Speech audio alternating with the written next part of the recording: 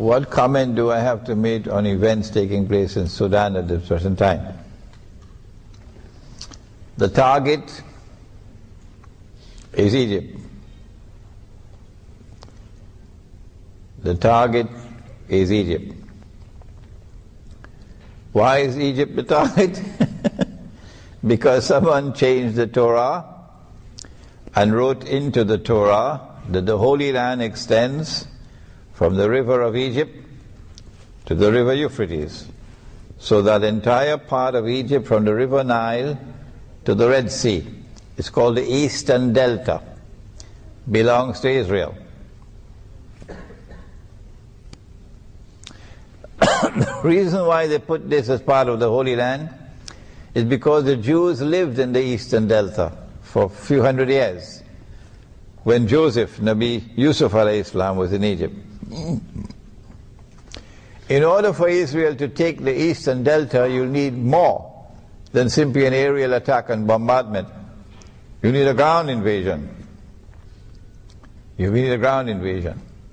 But Egypt is a big country, and Egypt will respond ferociously. So you need a multi-pronged attack on Egypt. And that's why they got this bogus Zionist jihad.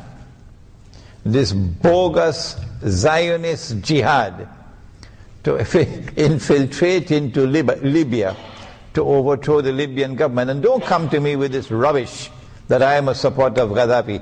Take that rubbish and throw it into a garbage bin. I've never been a supporter of Gaddafi, and I'm not a supporter of him now, so take that rubbish and throw it into a garbage bin.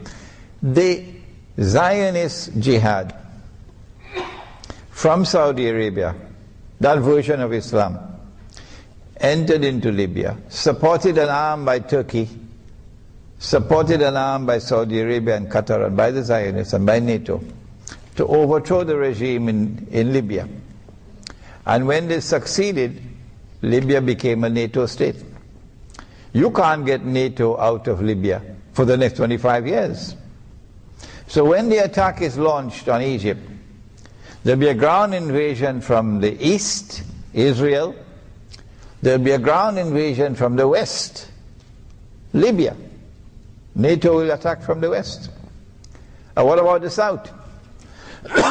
What about the south? Now you can understand why they went fishing in the south, fanning the flames of sectarian warfare in Sudan, actively intervening, the Anglo-American alliance and the Zionists, actively intervening in southern Sudan to fan the flames of sectarian warfare, and then finally forcing upon the government in Sudan to do what it just did.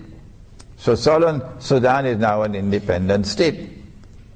So when the attack is launched, you have to destabilize northern Sudan or Sudan. And so the attack is going to come from all three sides, ground invasion, from the south, from the east, and from the west. And from the Mediterranean you'll have a naval blockade and naval bombardment. I don't see how Egypt can even stand a chance.